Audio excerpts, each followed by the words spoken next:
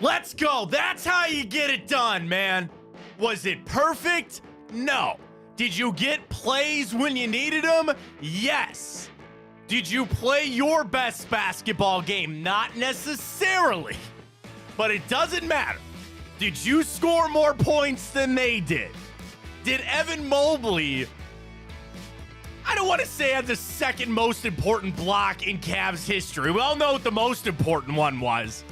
All right, people jumped on Twitter saying that might be the second most important block in Cavs history. It's an opening round 4-5 matchup. Okay, let's just say I opened the door for there to be a bigger block to go over Evan Mobley, but that block was so impressive.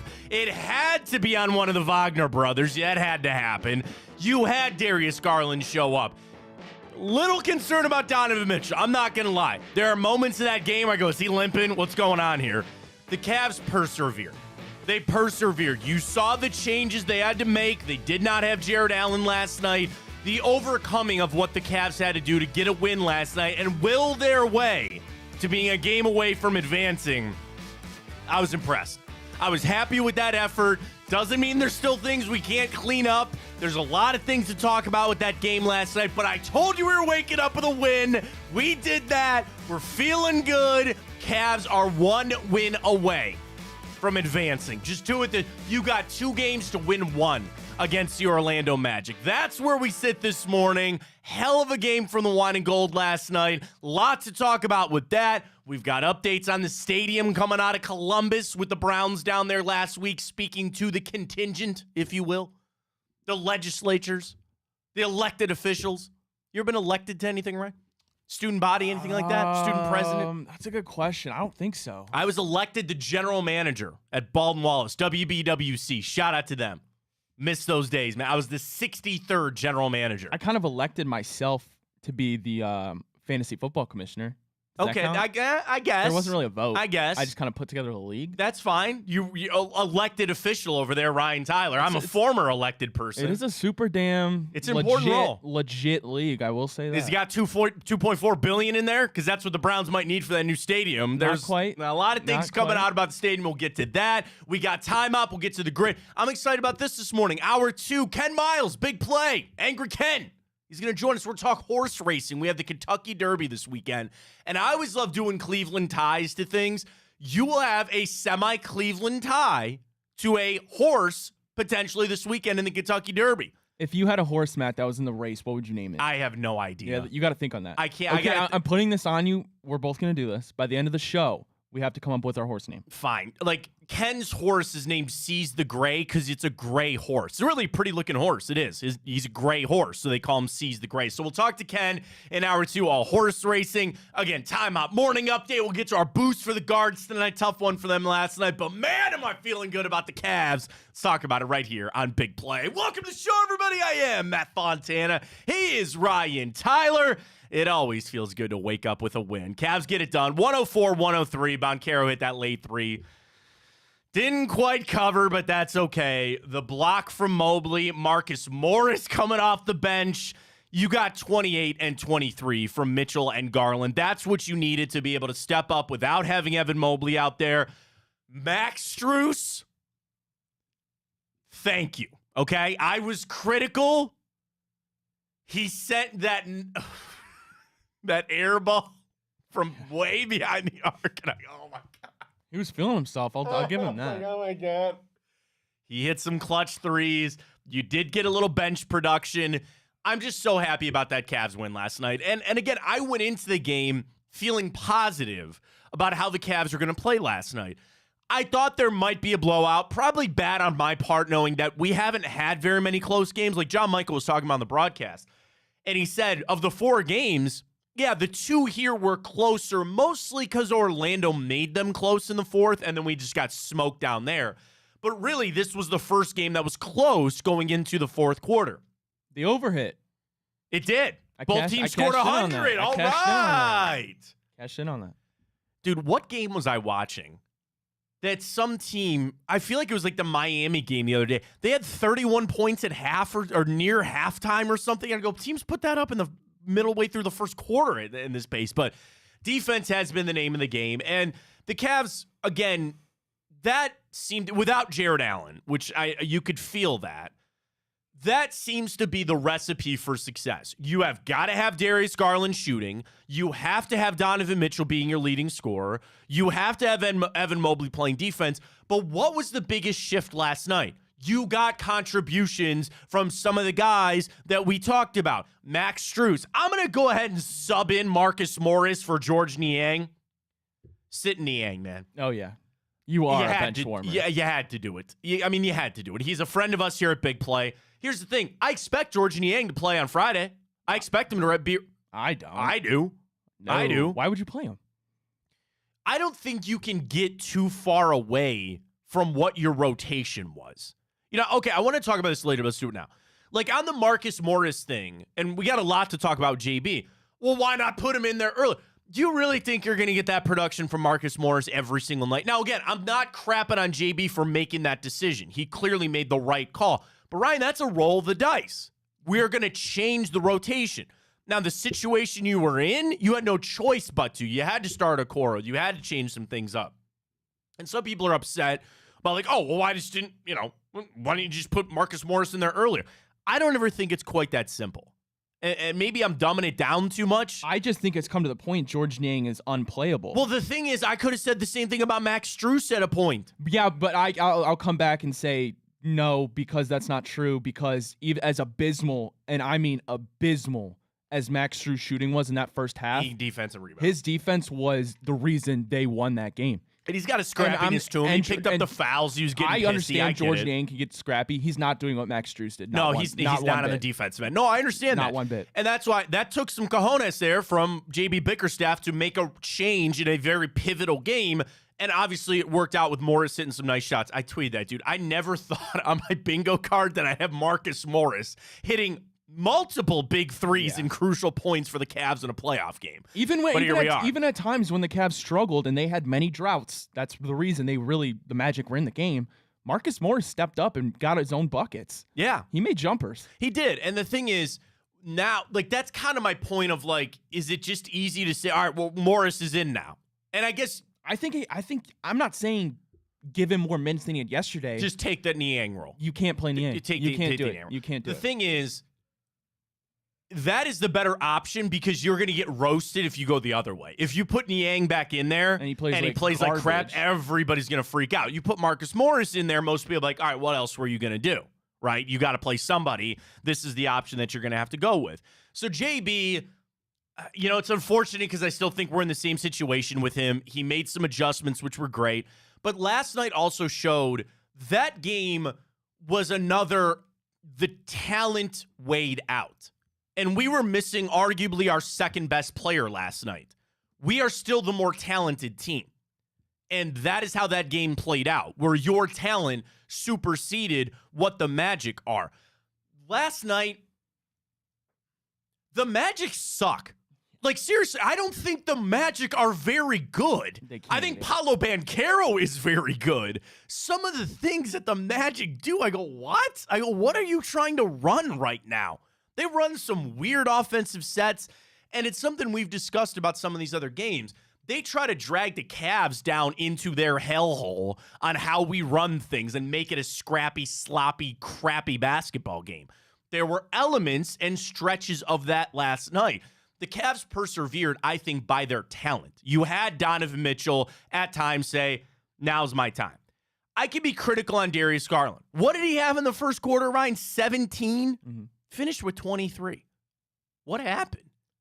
Yeah, I wonder, more shots for Mitchell. You had other guys step up, but that was something, again, it's a win. I'm not trying to be negative this morning, and I'm not. We're just, keep going, man. Like, keep going. And Garland was getting fouled. I know Reflog sent the video out to Isaac Okoro's non-foul. I don't know what these refs got their heads up their butts, man. Yesterday was bad. And I'm not trying to rip Tony Brothers and his crew, because Tony Brothers is a veteran NBA referee. He's not a guy that I would look at and say is not one of the best referees. They just weren't calling it both ways. Well, the thing is, clear. They're clearly across the league letting the teams play. But, dude, when you got slapping in the head, that is a foul. I just don't asked for care consistency. if you're letting them play or not. When a guy gets raked across the face, that is a foul. I don't care if you're letting him play in the playoffs. So the Cavs, that I thought was another element that they had to persevere for last night. One thing, too, what has been the one thing, Ryan, that I've worried the most about with this team? I don't know if this is where you're going, Okay. but yesterday was, again, a clear issue. Stop turning the damn ball over, please. Okay, that yes. And that even goes to Donovan Mitchell. What did we have last night? Over. Well, he only had 10.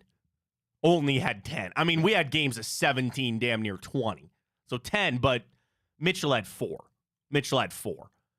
I'm talking about, you're right, the turnover, and I guess this is a part of what I was going to bring up, the mentality. That has always been my thing with this Cavs team. Do you know what you saw last night? A team with some resolve. A little team out there that fought their way through the... You could have packed that in when Jared Allen was out of that game, right? You could have, at stretches of that game, which put up 15 in the second quarter, all that kind of stuff. Even some of the flips, right, about coming out in the third quarter. Has that not been the pivotal time in some of these games? You came out and outscored them there. I thought there were so many things on the mental side of the Cavs. And you're right, a little boost from Marcus Morris. Thompson getting in there because he had to. I liked that about this Cavs team. Now, does that change my outlook? Not necessarily. I still expect the Cavs to win this series. I think it'll be a tough series against Boston when we get there. But that was a little turn, and maybe that's what this team needed. A little turn to say, guys, chips were down. That was a feisty game. Let's go close this bad boy on out. Let's go out there and close it on out. For Orlando to watch how they played, they're probably feeling good to say, we took this down to the wire. If Franz Wagner would have just gone up with his left hand instead of his right, maybe we're singing a different tune this morning. That block by Evan Mobley was so impressive, man. I'm sure everybody's seen the replay. Wagner had a step on him. He thankfully went up with his right hand with Pee-wee basketball coaches screaming. He should have gone up with his left. And then the fact that Mobley blocked it with his left hand. Because the right was not going to get there, Ryan. He was not going to get there with his right hand. That was an extremely impressive play by Evan Mobley to basically save you the game there. That saved you the game. Got the rebound. You play it on out. You hit your free throw. Into some critical free throws at some times. Mobley brick 2. Yeah. Donovan missed the 1. Right. You cleaned it up. You got out of there with the win, which is got out of there. You're at home. You picked up the win that I hope can catapult this team to where they need to go. I've thought about this question this morning, Ryan, which is a little crazy because were you satisfied with that win last night? Were you satisfied? We talked about the poll yesterday. I have to be, Matt, but at the same time, I get why. There are things to be extremely critical about. The thing is, we went into that game last night on our poll question yesterday, and we asked people if you still thought the Cavs were going to win that series. It was 50-50, a little actually slight towards no. So you had people going into that game a little bit on the negative side of how they felt about how the Cavs were playing. Did that win do it for you?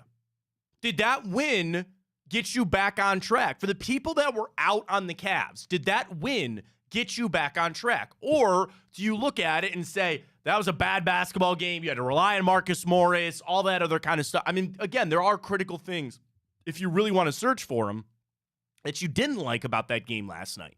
Me, I'm jaded. I'm sorry. I'm happy about the Cavs. I'm going to be uber positive about it. I'm going to feel really good for everything that they showed. Was it perfect? No. Was it sloppy at times? Of course. You still found a way to win that basketball game, especially with a Cavs team that, Ryan, I didn't think they were making key plays when they needed to.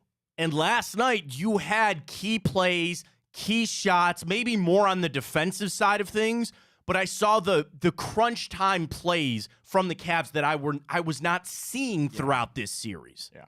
So I could still be a little, down on the Cavs, letting them just stick around, for lack of better terms. But at the same time, what Paolo was doing in that fourth quarter, I don't care what team you are. He was unconscious. That's tough to overcome, and they did it. So at the end of the day, they won. I can't be upset about it. I'm happy they won, of course. Just I want to see them win in Orlando. Yeah. I want to. No, and that's exercising some demons there. Again, preparing for Boston. By the way, they have the new schedule out. If we win Game 6, we start Sunday in Boston. Cavs are playing on Sunday one way or another. It's either Game 7 here at home against Orlando, or you're traveling to Boston to start that series on out. And that is, of course, if the Celtics win tonight. That's if they win tonight, which they probably will. We're going to go around the NBA, too, coming up in a few minutes as well. But we want to keep talking about the Cavs. Let's talk a little JB. Last night, his hand was forced by having Jarrett Allen not playing those in that game. And whether or not he was already steadfast and I'm going to play Marcus Morris over George Niang. That's a good question. I'd love to know that. I'd love to know if that was already in the plans before the the Jarrett Allen injury. I don't want to put that in the account. That's a great question. That is an interesting question. Like, when you think about a lot of the critical things about JB, and here's where I'm at with JB. We've discussed a lot. Their Cavs are going to have a new coach next year. I don't think there's borderline anything that they can do to not go down that path, okay? In the meantime, I still need him to make the right moves and call the right sets. I came back to the comments that we discussed from Chris Fedor on his podcast yesterday about the team being a little upset with JB getting them the open looks that they were needing. I look at it from last night. The Cavs shot 35% from behind the arc. That's not bad as a team. Then when you add in that Donovan Mitchell was only 1 out of 7, that actually makes you feel better. Yes, Garland at a time was unconscious from behind the arc. Strus has found his shot. Okoro hit a couple of nice ones. I'm wondering if that was really, I want to give credit to JB. I want to give a little credit to him. Again, knowing that what the future is probably going to be, playing it on out, you saw some of these changes, and I just wonder about that Marcus Morris. Was that because Jarrett Allen was out? You had to bump up Okoro. You needed some size in there with Tristan Thompson. I'm going to give him the benefit of the doubt, and I'm going to say no. I'm going to say that this was already in his plans to play Morris over George Niang. I'll give him that credit. I will give that to him this morning. On people that are down and out on JB, it feels like, Ryan, it feels, like futile to try to give credit to him when I think he's kind of a lame duck coach at this point. Yeah. Doesn't mean I don't want to win this series, and it doesn't mean I don't want to take it to Boston. Change it. Change it, JB. Change it for these players. I'd love you to be back. I don't think it's going to happen, but go ahead and just play it on out and see how it goes. But you saw some changes last night that really were needed. Now, again, comes back to chess match of what they're going to do for Friday, what we're going to do versus Friday. Are you going to get Jarrett Allen back for this game? Are you concerned? I mean, this kind of came out of nowhere, right? We all got the alert from the, was it the 2:30 injury report, right? Oh, my God, he's listed as questionable, contusion, and then he was out. It tells you, dude, that had to have been bad for him to sit out of that game. Yeah. Knowing as crucial and as clutch as that game was going to be for him to be out. Now, that being said, a couple of days off, is that something that's going to be fixed? You know how physical this series, this playoffs have been. You're going to need him Friday. I think you're going to need him at some point on Friday. And isn't that just something, too? I hate playing this, too, but, dude, has the injuries not just been one after a freaking another? Well, so now if you're JB Bickerstaff, Matt, and this is going to be a hard decision. Let's say Jarrett Allen, either he's 100% healthy or he's not. I'm going to assume he's not going to be 100% healthy coming into Friday. Do you think it was coincidental or consequential that Darius Garland now comes out and finally has the game we all want to see from him? What do we talk about? We don't know if this 2 big man lineup is best for the Cavs. They went down that 19-2 streak when they were just chucking up 33s, and they did that again last night. Well, I'll tell you something here. When Darius sat down, he did the post-game interview with Serena on the Bally's broadcast. And by the way, I'm not crapping on NBA TV or anything else, but people are complaining. Dude, watch it on Bally's. Oh, I did. And I do as well, because I want the hometown flavor. Like, I think John and Brad and Serena, they're so good, Brad. Man. Kaylee and AC, they're the best. And even when I listen on the radio, right, I'm going to listen to Alcorn and Jim Jones. They're the best. So I was listening to that. So Serena grabbed Darius. And I thought this was enlightening. that he admitted that he hurt a little bit, right? He said multiple times, I got a fire lit under me. And Serena did a great job following up, and she goes, well, who? And he goes, my family, my coaches. He heard it. And he went back to something that Joe Varden said in The Athletic. Dude, they're showing me these wide open shots that I'm passing up, and I can't do that anymore. So to your question about the impact, so to speak, between Allen not being out there and Darius Garland stepping up, I'm going to say it's actually probably, what are your two words, consequential and coincidental. I think it's coincidental. Okay. I think Darius Garland stepping up more was, bro, you're passing these shots up. We can't do that. Like sitting down and really believing in yourself. Let's call it for what it is. I think Darius Garland lost a little belief. I think he lost a little belief throughout this season, maybe even throughout the playoffs, and hopefully gained a little bit of that back. Again, I don't mean to be critical. The only thing is I would have liked to have scored even more. Bro, you put up 17 in the first quarter. I don't think that set a Cavs record for NBA or for a single quarter playoff game, but they mentioned it. There was a graphic. He was like fourth. Okay, he was on the list. And like 1 through 4 were all LeBron. But it was like by 1 point. Oh, sure. Yeah, I'm sure he was right there. So 17 in the first quarter of a playoff game. Would like to have hit a little bit more, but okay, fine.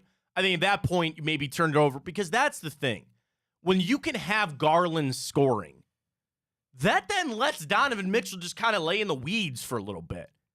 And then when he needs to step up and put up a lot of points like he did, you still have him. To talk Donovan for a second, there was a play, I think it was in the second half. I can't remember exactly when. And he was off in the corner, on the near side corner. The Cavs are attacking the hoop to the right. And it looked like he came up limping for a second. And my heart stopped. I was like, crap. And then he got decked another time and was laying there for a second. And I was like, damn it. Now, granted, he seemed to be all right. He got up. I'm sure all those guys are hurting. All those guys are fighting through something at this point in the season. I get it. But there was that point that I thought Donovan was limping a little bit. To put up 28, still, I think even more impressively, put up 28 by only making 1 3. That's what I'm saying. It was such a quiet 28. He got to the free throw line. 9 out of 10 from the free throw line. That, I think, is even more important for Mitchell to attack the hoop.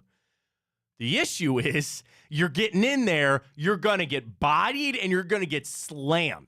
And if you're still kind of carrying a knee injury, which I don't think is completely healthy at this point, you're asking for trouble down there. But that's where Donovan Mitchell, I think, could be even more dangerous. Yes, he can shoot the lights out of the basketball. Attacking is what's going to help. It's going to draw defenders in. Then you can dump it off to Mobley or Allen when he gets back in there. That is what I think changed a little last night from Donovan Mitchell, was a mentality thing about I'm going to attack. He doesn't really have a choice. Suggs is suffocating him. Oh, Suggs is all over him. Now, the other thing to watch last night was Gary Harris got hurt. And he was another guy that was really in kind of his pocket, hurting him just a little bit. So that being out, I think maybe changed some things. The foul trouble, again, I go back to something that Jim Chones said on the radio broadcast, I think in Game 4, maybe even Game 3. One of the tactics of the Orlando Magic is going to be what they did last night, get a lot of these guys into foul trouble. 5 each for Mitchell and Strus, and 4 for Isaac Okoro. Bro, if we went to overtime, we were going to be in a lot of trouble. That was my thought. A lot of trouble. Now, thank God it didn't get there, but it's clear that is one of the things from Orlando is to try to get some of these Cavs players into foul trouble and trying to use their, because what is one thing Orlando has? They're more physical. They have the taller guys. They got the more bodies. They're going to take it to you on that end, and they got some of our guys into foul trouble. So that's something else you're going to have to watch a little change for Friday night. Hopefully that's it. I'm done with the Magic, bro. I'm over this. I'm done with them. I am too. I'm saying this as a Cavs fan. I admit this.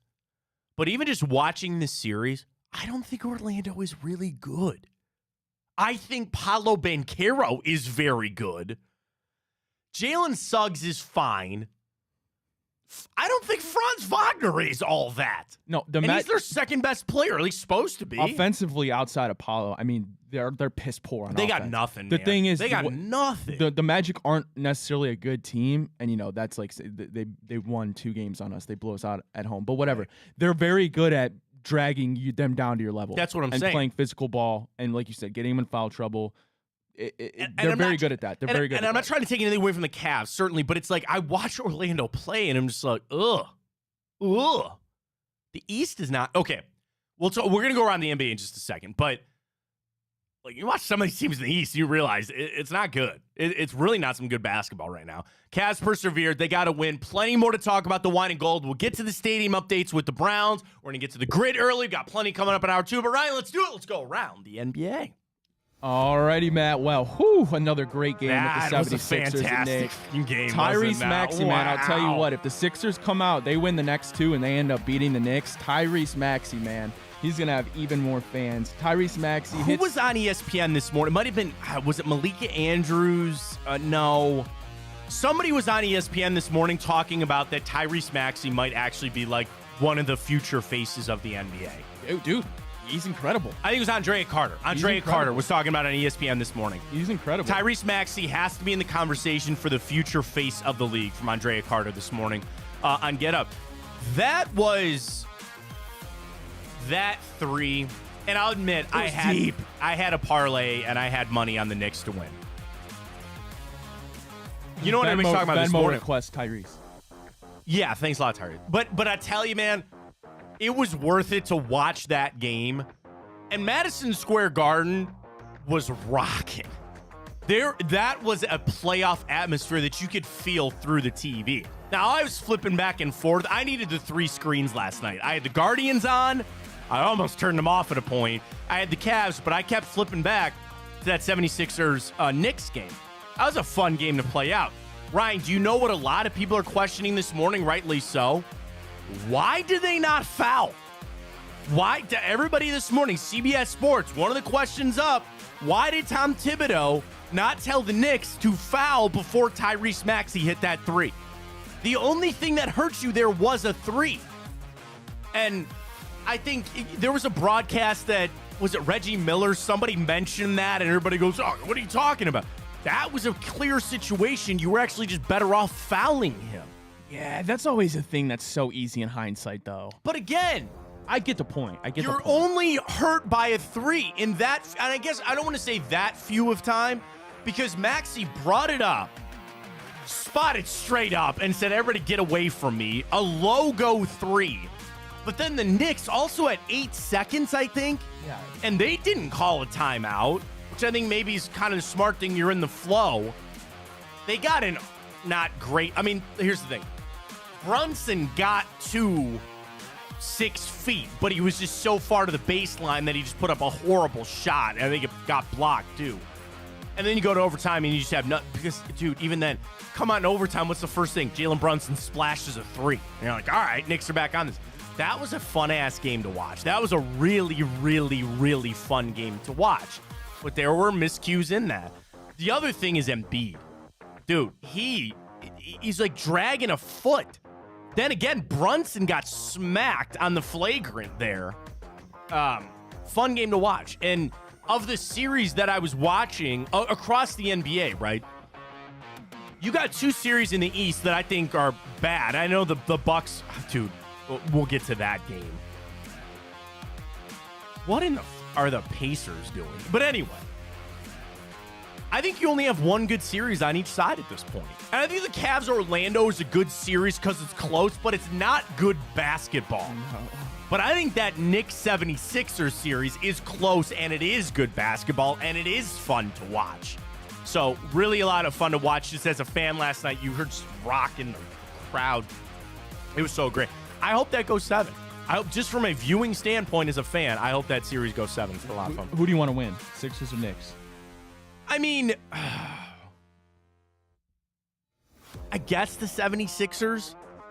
I don't know. I'm still a little hurt from last year. Well, I think, yeah, that, and then also, I just like the drama that gets created with the Knicks, and it's not me trying just to crap on Knicks fans, which a lot of people just enjoy doing anyway.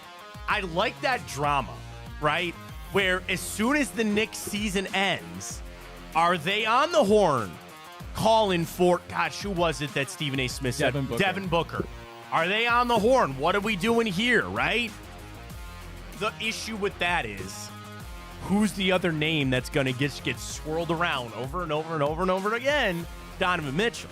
Now, I sit here, maybe stupidly, understanding, like, I thought that Donovan Mitchell train left the station. When they traded for OG Anunoby, when they made the moves that they had to, I just, for some reason, thought the Donovan Mitchell train was gone.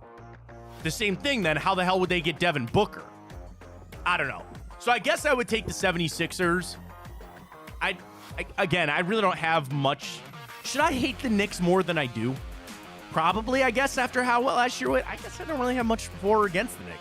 It'd be different if that was one of the opponents we're playing next round. Right. We don't have either one of these teams lined up for us. And as far as the future goes, like, I guess the opposite side is if Philly didn't win, are they then sitting there wondering if they should break it up? Probably not. Like, you're sitting there probably feeling really good about a future of a healthy Joel Embiid and Tyrese Maxey.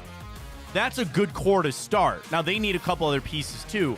So I guess I would lean Philly. I guess probably just because how the Knicks beat us last year, but that's fine. That's fine. All right, well, Milwaukee, they survived. They beat the Pacers 115-92. Indiana still does lead 3-2, though, but now the question remains if Giannis and Dame Lillard will be back for the series. Doc Rivers says they are very, very, very close, but he doesn't know the answer to that.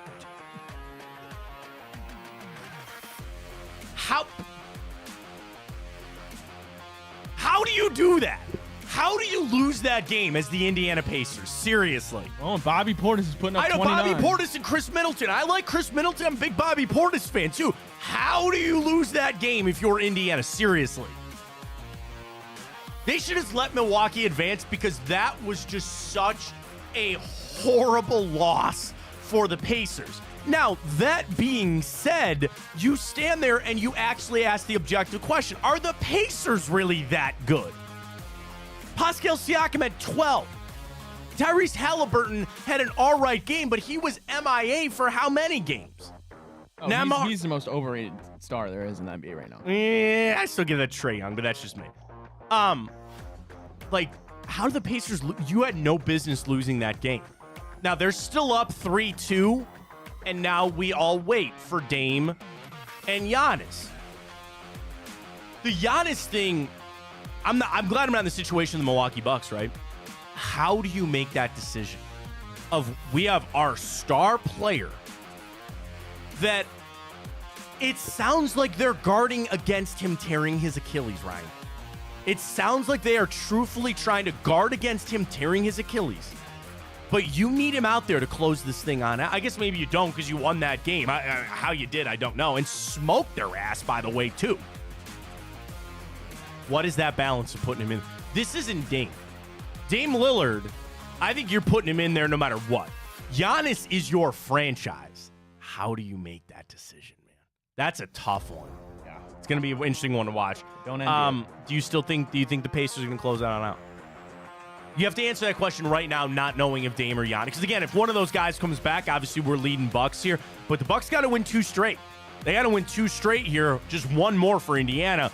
I think that mountain might be too much to climb. I think the Pacers are still going to close that out. I do, too, in Indiana as well. So, I'd lean the Pacers. Yeah. All right, we got our 3 games for tonight, so we'll go around those with our selections and our trends for that a little bit later. Get you betting with our friends at Tipico. Folks, before we turn over to some football, let's talk a little Tipico.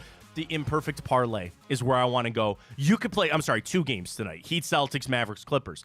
So tonight, only 2 games might not be the play there, but you want to mix in a little bit of baseball. You know, I saw this. You want to go to baseball, and you want to place, an 8-leg parlay, and you only want 5 to hit. Folks, imperfect parlay is rocking at Tipico. I'm just going to have some fun with this for a second, right? Baseball tonight, 15 games. We start at 1 o'clock this afternoon.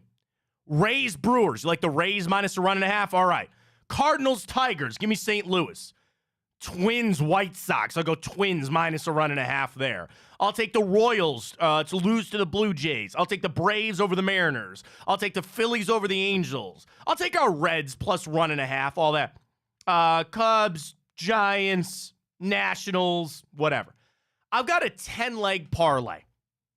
It's plus 6,500, by the way.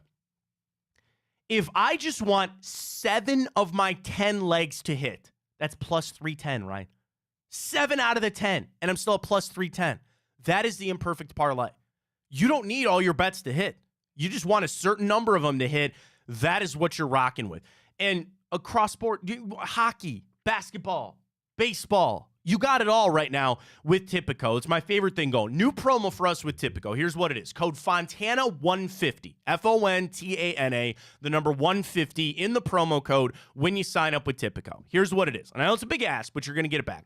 You deposit $150 into your account with that code as a new customer. You will then get $150 in protected bets, $275 protected bets. And then also a part of that is the cash back rewards with Tipico. Bet like you normally would, and you are going to be hitting that cash back rewards. It is so easy. There is just a very easy graph right on your account for parlays and straight bets. When you start adding that up, you will get your cash back right there with Tipico. They handed out $1 million in the month of March back to the players on Tipico as part of their cash back rewards. It's that easy. It's dollars. It's not something you got to add this up to then get to this level and then you get to this. It's all in there. It's so easy to see. Terms and conditions apply. If you have a gambling problem, please call 1-800-GAMBLER. And the promo code Fontana150 is for new customers only with our friends at Tipico. Imperfect parlay, cashbacks, all the sports. It's where you're at with Tipico. We'll get to our guards boost a little bit later in the show, but I love with Tipico, man. It's been a lot of fun to watch the NBA playoffs and getting going with hockey, baseball. It's all there with Tipico. All right, we turn over to some football. This news came out yesterday from Cleveland.com. And I want to give credit to the authors. So am I scrolling through? All right, here it is. Cleveland.com and Jeremy Peltzer, shout out to him, recapped what the Browns, according to sources, spoke with the state officials down in Columbus. So Jeremy writes, the Browns do want taxpayers to foot half the bill for either the Dome Stadium in Brook Park or a $1 billion renovation of their existing stadium, according to sources familiar with the discussions to Jeremy at Cleveland.com. While no plan has been agreed upon, the public share of these costs would be split between the state, county, and then either the city of Brook Park or Cleveland, respectively. Browns officials and lobbyists met with state lawmakers and staff in Columbus last week to discuss the plans and show renderings of the potential stadium in Brook Park, both in individual meetings and then also in a group presentation with state representatives from Northeast Ohio. Lawmakers in attendance said they were meant more as initial informational meetings with no specific request yet made for state money. House Finance Committee Chair Jay Edwards, an Athens County Republican, shout out to Ohio, OU, so the Browns representatives indicate their thinking is that the Brook Park Stadium would cost $2.6 billion, with state and local government each kicking in $600 million for a $1.2 billion tag to you, me, and the city of, and the people of Ohio. City of Cleveland, Brook Park, wherever it might be. This is not a shock. Okay, this is something that we have talked a lot about, that they're making the push, that they want a 50-50 split. I think the other interesting parts of this article, number one, $1.2 billion, if paid by the people of Ohio, would be the second largest public funded stadium in the NFL, only behind Nashville, who approved a $1.26 billion renovation for the, or not renovation, the new Tennessee Titans stadium. Do you want to know a little twist to that, Ryan? The 1.26 that Nashville got from the people, that was actually 60% of the new stadium. Not 50 like they're asking for here. That was 60%. So that tells you obviously our stadium would be more, more expensive. Then the other thing that comes out, if they put it in Brook Park, it would have to be sunk 80 feet into the ground to meet some sort of regulation for Hopkins. Now, most stadiums, when you walk in on street level, you're on the concourse and you go down. What do? You go down to the arena, down to the floor. You go down in Progressive Field, and you go down at Brown Stadium. That's just the easiest thing to do. Go down, right? I'm not an engineer. I'm assuming that has something to do with it. But 80 feet seems like a lot, doesn't it? That's 8 stories. Does that not seem like a lot going down? That does seem very deep. What's that going to look like? It's going to be weird. I don't know. Then we go back to the potential of downtown. Ryan, do you know what was in Jeremy's article? The land bridge. The land bridge. The land bridge.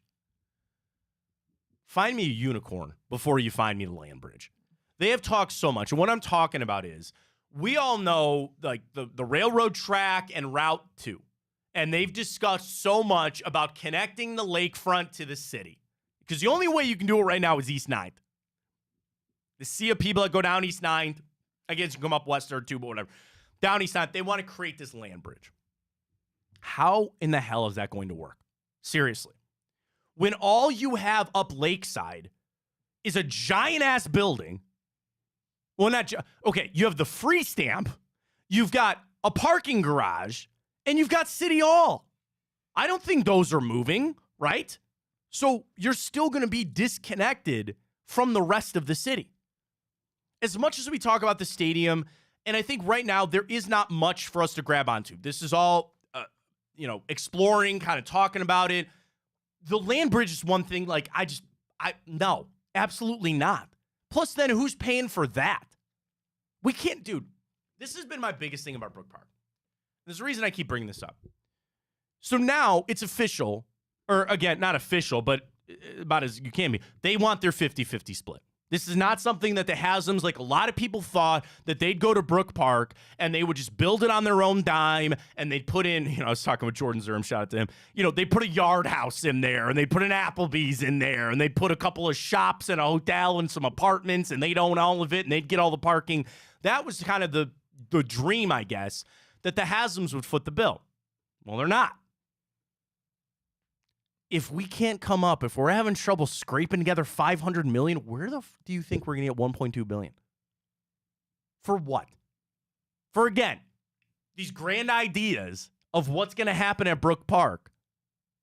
You can't do the minimum. The minimum is the renovation. We are having trouble getting that done. Maybe we need to, and this is where it's not like you can get that done first and then move over here. There's eventually going to be a fork in the road where a decision has got to be made. The decision will fall on the Haslams. It's their choice of what they want to do. And they're waiting at this point to see what the city and state officials are going to do. But eventually that fork is going to come. And you're going to go one way or the other. The easier path is always the cheaper path. Less money, less involvement, less construction.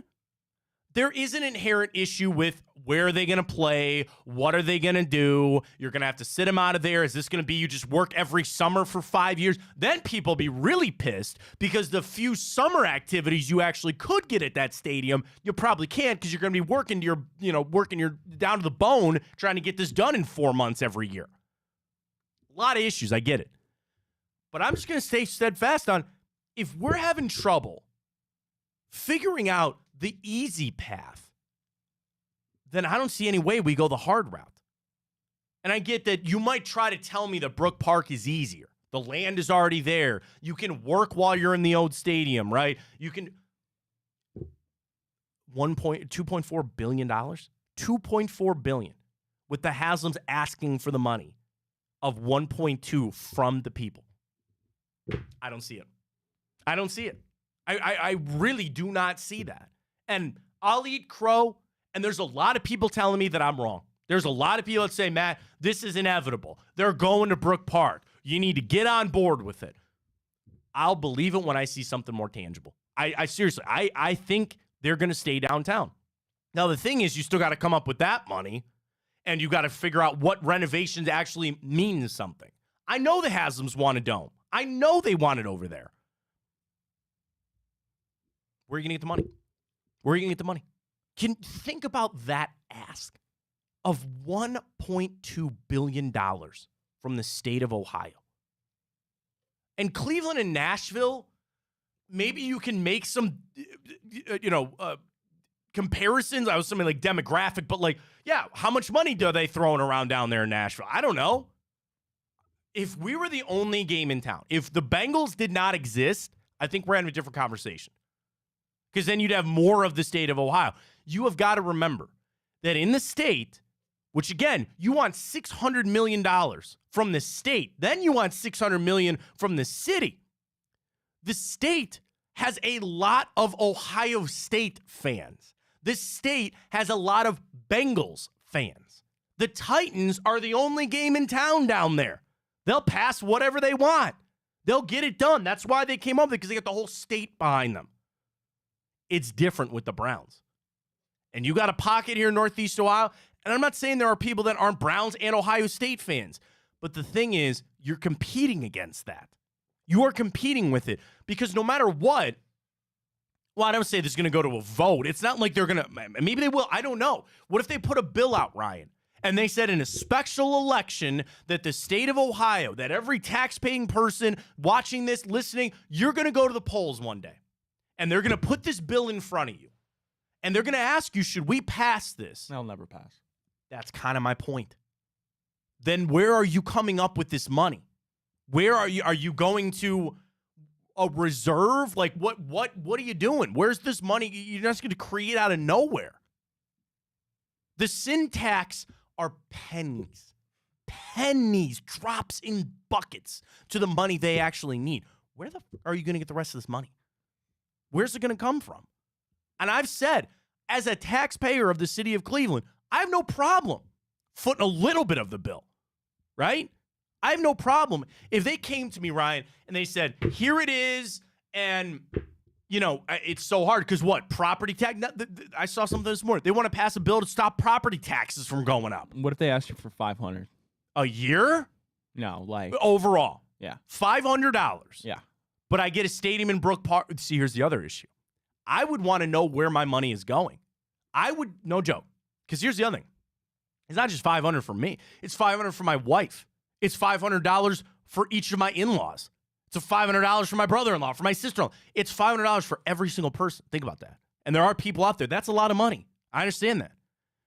For me, if you want to keep it downtown, sure. I ain't footing the bill for Brook Park. I don't want to go to Brook Park. Wow. I don't want to go to Brook Park. So that's the other issue inherent in this. You not only have people that don't actually care about the Browns, but then there are people divided on where you want to go. Yeah, that's true. I would put money towards staying downtown because that's what I want. And it'd be cheaper. I am a fan of the team. I want to go downtown. I liked, at a time of my life, tailgating in Muni Lot. I dream of the day I take my son to his first Browns game. I want that to be downtown. I don't want to go to Brook Park. So then if you come to me and say, Matt, you want to foot the bill to stay down? It's almost like a GoFundMe, right? I'd contribute to a GoFundMe to keep him downtown. I ain't doing it to go to Brook Park. No way. No way in hell. That money's still coming out of your pocket, my pocket, everybody else's pocket. I want to know where it's going first.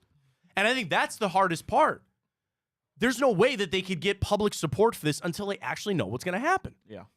Until they actually know. And I'm sure they have focus groups and they try to get it figured out. Bro, they can't come up with a smaller chunk of change on this thing. They can't do that. That's why I'm sorry. I am so pessimistic on this whole thing. I have no faith in any of it. I have no faith in the land bridge. I have no faith in stadium or lakefront development. And I don't have much faith in the Brook Park thing. Well, so if they're not going to go to Brook Park, like they know Haslam's won't foot that whole bill. There's no. Okay, well, let me start there. Would you call their bluff? Let me start there. Go to Brook Park and pay the whole thing yourself. Right. So let me start there. Do you think that's possible? Do you think the Haslam's would actually do that? Because that's where you have to start in all these things. I actually think there's a world, yes. Right? Of course, they're starting out asking for money. You can't go the other way. Oh, yeah, we'll pay for this whole thing and then come back and ask for money. No. They are smart billionaire business people. They didn't get there by being idiots. They starting by asking to foot the bill. Push come to shove? Yeah. Because it's all the other things we talked about. It's the hotel, the restaurants, the couple other events that you'll get. I'm sure they've done projections to feel like they'll get that money back. What I think ultimately, which is maybe something that's pie in the sky, but I've brought it up and I'll maybe hold on to this too. You do what Chicago did. They bought that land, that forced the issue a little bit, and then you sat down and found a place. Is not the ultimate goal a brand new stadium downtown? That's my ultimate goal. That's your ultimate goal. I don't really give a damn about the dome anymore. I'm making this too easy, I think. And I know it's not that way. How hard could it be to find land downtown or closer to downtown? People talk about the land over by the highway, the post office. Like, can't you find something? Again, here I am with billions of dollars at play here. Just figure it out. Can't you find something downtown to build a brand new stadium? Do that. Do that. I'll submit some money for that. I'm in for that. Outside of it, we'll figure it out. But I thought a few interesting, really things out of Jeremy's article on Cleveland.com. Number one, not shocked that they're asking for 50%. Number two, the land bridge was actually an idea that was brought up, which I don't understand. And that the stadium would be sunk 80 feet down into the ground out there in Brook Park. Another part of this. So I brought up, oh God, what was his first name? Jay Edwards, the finance committee guy. Okay. He thinks the team is looking for lawmakers to include the state funding either in next year's 2-year state operating budget or in a 2026 state capital budget. The idea, Edwards said he was told, that is if the Browns move ahead with the Brook Park Stadium, they would want it in open in time for the 2029 season, a year after the lease on the current stadium ends. So again, they're talking about adding this to a future budget or adding this to a future thing. Don't forget, that money then comes out of somewhere. You take it away from education, you take it away from roads, you take it away from what? I don't know. More potholes. Lord knows we got enough of those. Lord knows we got enough of those going around. Where's the money coming from? Where are you going to take it from? I don't know. The Browns are pitching a similar idea about renovating Cleveland Browns Stadium with an estimated $1 billion cost split 50-50, between the taxpayers and the Haslams, according to 3 sources familiar with the discussions. During the group meeting with Northeast Ohio lawmakers last Wednesday, Browns representatives said their decision about whether to build a new stadium or renovate the old one will depend on how much public support they got, said State Rep Bride Rose Sweeney, a Westlake Democrat who spearheaded the meeting. If this depends on how much money they're getting, they're staying there and renovating. What do you mean? If literally, according to this, if their decision is going to be off of how much money they get from the state, you better get ready for Muni Lot tailgates for the next 15 years. They ain't going anywhere. I'm fine with it. Me too. I am. I'm fine with it. I don't know. We'll see. All right, we're gonna move this up because we got to do the grid. We're having Ken on in hour 2. We got the morning update. Plenty to run through there. All right, let's get to it. The immaculate grid. Here we go. All right. Timer. Go. Here we are. Immaculate grid. For those who don't know, up and down players. What's our statistical category? 1,000 yards in a season rushing. Rushing. Okay. Well, we can just rip Saquon. Jamal Lewis. 2000 to 2009, right? I just want to make sure I'm not messing it up. I think he played longer than that. I think he was in the 90s. Only one. He was drafted by the Ravens in 2000. Oh, then yeah. 2002. Oh, I'm sorry. I thought you said 02. 2000 to 2009. That is Jamal Lewis. Yes. Okay, that is him. Do you want to do Jamal Charles? By the way, everybody's when he announced that pick, It was not the. He had to have had it, right? Yeah. Yeah. Okay, good. Jamal Charles. There he is. All right. All right, big picture. Let's get it out here. So the first thing I think Giants up there is Colt McCoy. And then I wonder, did he play for the Eagles? I don't think so. Mark Sanchez? No. Yeah. Mark Sanchez, I know, played for the Eagles. Did he play for the Giants? No. Did Tyrod Taylor play for the Giants? Or no, play for the Eagles, I mean. I don't think so. Okay. All right, let's step that away from for their second there. Kansas City, Seattle, Josh Gordon. Did he play a game in Kansas City? I think he played a game, yeah. I think he did. I hope he did. Not Kosh. Kosh Jordan? He liked the Kush, I'll tell you that much. Yeah, he did. All right. KC Philly. Is there not like a direct connect there right now with somebody? No. You know, they have a lot of receivers. So that's probably what I'm getting gummed up on there. Okay. There's a Seattle-Baltimore one that's not coming to my mind right now, but I know there is. Oh. Jadeveon Clowney. That's the one I'm probably thinking of. That's probably it. You're probably right. Good call. All right, you want to focus in on Seattle Giants Yeah, here? let's get that Okay. calm down. Matt Flynn. No. I don't think Doug Baldwin played for the Giants. No.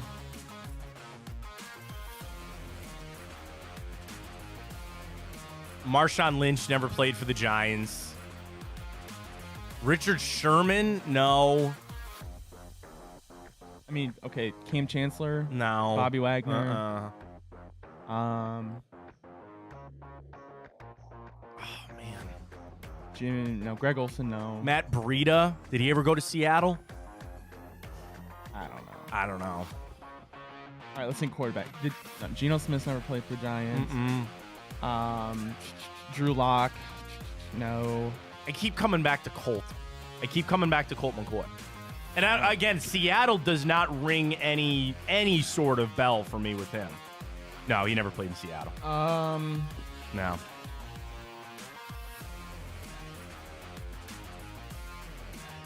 Should we just move on? Yeah, again, big picture here. Eagles. Alshon Jeffrey, no. No. Brandon Marshall, did he ever play for the Eagles? I don't know. Deshaun Jackson, he never. So played. Deshaun Jackson never played for any of those three other teams. He's a good one there. Darren Sproles, I don't think ever played for any of those other teams. I mean, Randall Cunningham. I don't know why, man. Donovan McNabb. I want to rip Randall Cunningham to the Giants so bad, but it's not right. All right, I Googled it. Do you want to put him in, though? Who? Randall Cunningham played for the Ravens and the Eagles. He played for the Ravens? Yeah, I didn't know that just for a year. Wait a minute, I hope he actually played a game, though. Yeah, he played. Yeah, he did. Yeah. Randall Cunningham. Okay. All right. Eagles, Kansas City.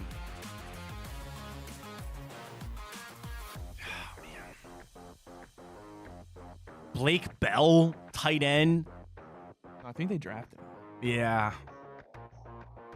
The Selleck brothers, the one was there, but I think he played his whole career with the Eagles. Damn. I think we're missing a big one. I can't get away from running back. There's something about running back with the Eagles.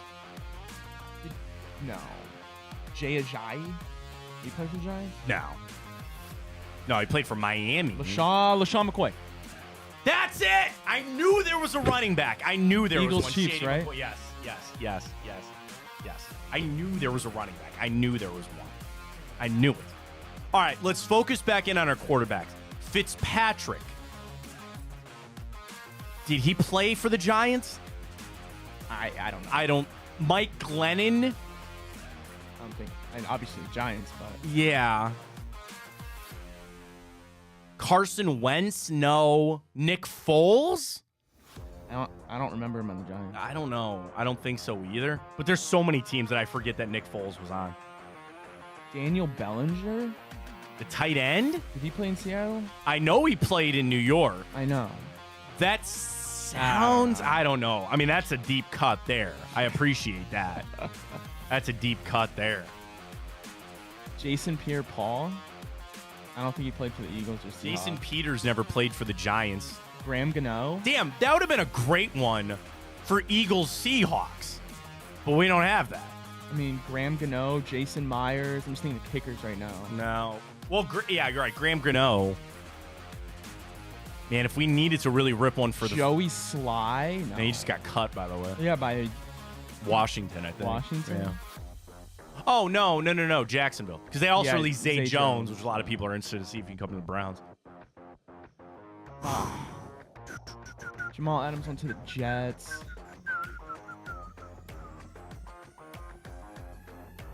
Man. legacy type guys, Michael Strahan. Wait a minute. Did Michael Strahan not play for the for the Seahawks? I don't know. Am I making that up? I think I am. Yeah, because he played the Giants his whole career.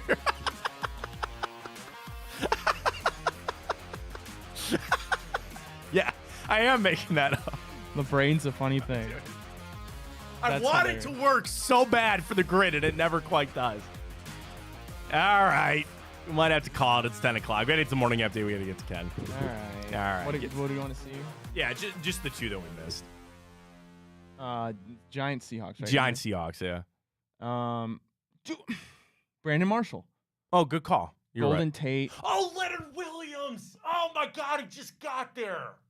I mean, he's played, but man. And then what did we miss? Eagles, Giants.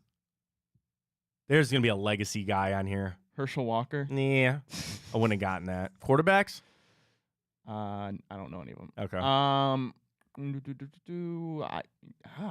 There's a lot, but I don't really. Not a lot of know name any of recognition them. there? Yeah, no. Not a lot of name recognition there. Mark Ingram. I would not have gotten that. Dylan A Lewis. million guesses there. All right, there's the grid for you. All right, let's just catch our break. Tell you about Tipico. When we come back, we're going to give the morning update. And then Ken Miles going to join us. Of course, Ken right here, big play. He's got a horse that's almost into the Kentucky Derby. We'll talk to him about that. Stay with us. Fontana Show right here on Big Play.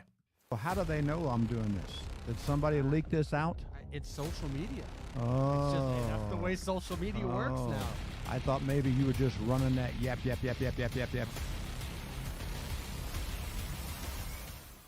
Welcome to Big Play, a sports media team that started back in 2014, and now we're not in a garage. Look at us, incorporating some of Cleveland's favorite sports personalities, bringing you fun and compelling content from downtown Cleveland. Coming to you live from the shores of Lake Erie and Burke Lakefront Airport, join Team Big Play for all the best sports talk in Ohio. Check us out on social media at Big Play, bringing you fun and compelling content from downtown Cleveland.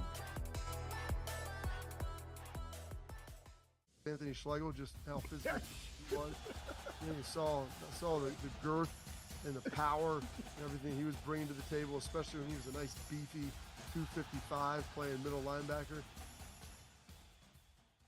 We were called soft last year. You don't want to be soft, especially when you come to the playoffs. So that's going to be a process throughout this season of establishing us as a harder team here in the How does an Ohioan build the perfect parlay? Who's got something? Big guys looking for long odds. The kids in Columbus are covering better than anyone, and at even odds. If it's even, I'm leaving. Listen, our championship DVD starts today, all right? Dude, I just got an invite to a Cincy playoff watch party. Shut up. Cincy, State, Cleveland, the perfect parlay. I'm a genius. For the best odds on Ohio sports, bet with your cojones. It is Spanish, dummy. Bet with Typical Sportsbook. I don't buy into this nonsense, this conspiracy nonsense that he's got his money and he's dogging it. That's ridiculous.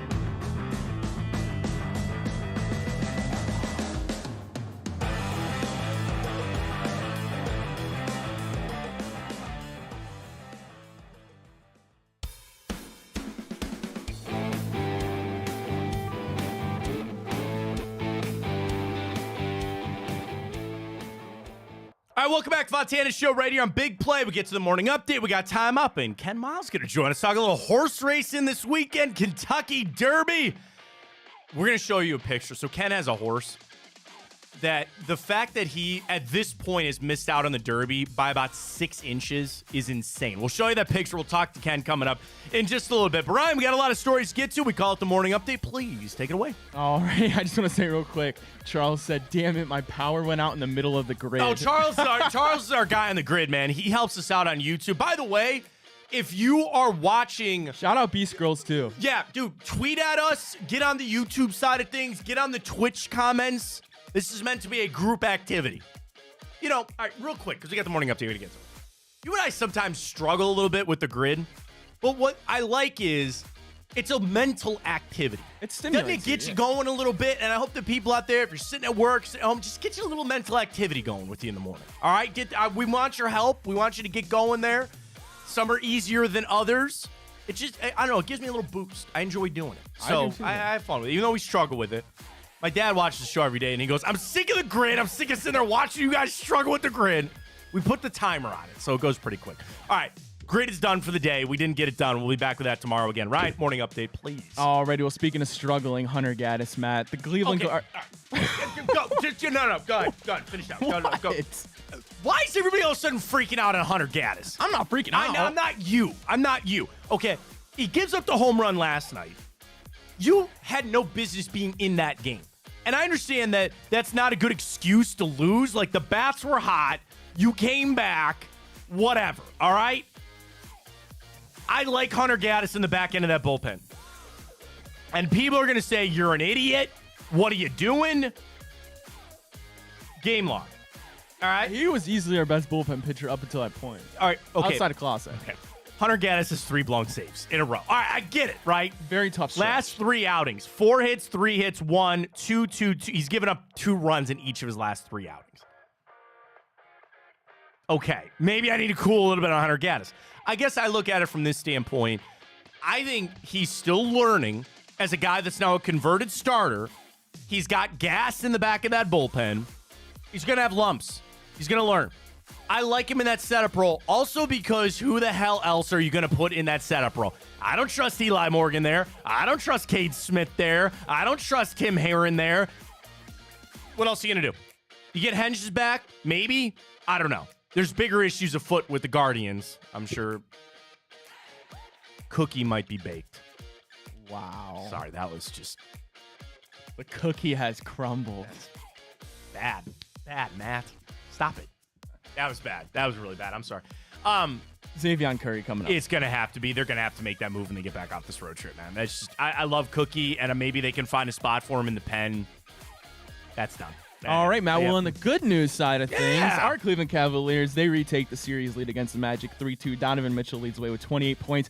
Evan Mobley with a game-winning block as now we head to Game 6 in Orlando Friday night as we try to wrap this thing up and move on to round 2. You fought well. You played a tough game. You had to do it without Jared Allen. I was impressed with that Cavs win last night. I was happy they were able to persevere and get it done. Was it a great game? No. Was it sloppy? Yes. Did you get a couple of guys shooting a little bit better? Yes. The keys will continue to be Darius Garland, Max Strus, even a little Evan Mobley. What you get back from Jared Allen. This team's not going anywhere if Darius Garland can't shoot. That's just how it's going to go. And I'd like him to shoot more. I took the foot off the gas after that 17 in the first quarter. It's crazy to say your future really kind of rides on Darius Garland and what you're going to do in this playoff series and what you're going to do in the playoffs in general. Built it up that way. I'm sorry to say that is what it is, but hopefully Darius has found his shot and he can be a little looser. Play loose. Just keep shooting, buddy. That's just exactly what I would say to him. Just keep shooting. You're doing just fine. All right, well, not doing fine are the Los Angeles Angels as they get the unfortunate news that Angels star Mike Trout will indeed need knee surgery for his torn meniscus. There's no timetable for his recovery, but sources say best case scenario, 4 to 6 weeks. Why is he still in LA? Is he the biggest waste of talent in sports history? Yes. From the standpoint you're talking about waste of talent of you have, it's a little like LeBron. You had LeBron here for 11. Now, you won a championship, and you were perennially in the playoffs. So what I guess if they sniffed the playoffs twice? Never. And, dude, Anthony Rendon, seriously, go look at his contract. He's not played more than 60 games in 5 years. 5 years for the LA Angels. Isn't he the one who said he doesn't really care about baseball? Or it might be him. I don't know. He's just perpetually here. Get Mike Trout out of there. And you want to know what? I'm sure baseball is putting some pressure on the Angels to get Mike Trout out of there. Cleveland. Do you want to know the sad thing is? Oh, dude, isn't he on a $400 million deal? I don't think he's coming here.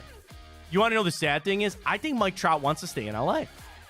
That's kind of the scuttlebutt that's been out there is he wants to stay there. Maybe he's even apathetic towards it. Maybe he's like, I don't really care. The Joe Thomas of baseball? I'll just stay here. That's fine. Get him out of there. Get him to a player. I don't know who. Go play for the Dodgers. No. Stop Could that. you imagine that money, that payroll? Holy God. Would you rather him go to the Dodgers or the Yankees? I guess the Dodgers. Dodgers. Obviously. Yeah, I don't want. Okay. I want the now, Yankees. how about this? Okay. Astros or Yankees? Yankees. I don't want the Astros to have anything. I don't want the Astros to have anything. I hate them. Send him to the Braves. Send him to the Phillies. I don't care. Get him out of LA. I think there might be a chance at this trade deadline it happens. What's Mike Trout's deal? 6-year. No, that can't be right. Hang on. He's owed $35 million every single year through 2030. No matter what. 12-year, $426.5 million. Isn't that crazy, though, just at 35 a year? That'd be nice. Well, you're almost, yeah. I don't want to say you're halfway through it, but. Oh, no, he is. You're you're talking pretty, about the contract. Yeah.